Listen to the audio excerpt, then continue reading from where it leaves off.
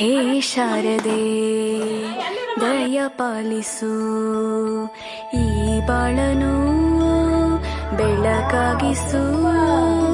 ಹೇ ಶಾರದೆ ದಯ ಪಾಲಿಸು, ಈ ಬಾಳನು ಬೆಳಕಾಗಿಸು.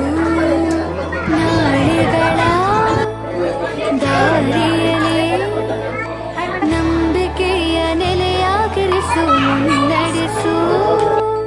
ಕೈ ಹಿಡಿದು ನಾವಾಡೋ ಪದ ಪದದಲ್ಲೂ ಸಂಚರಿಸು.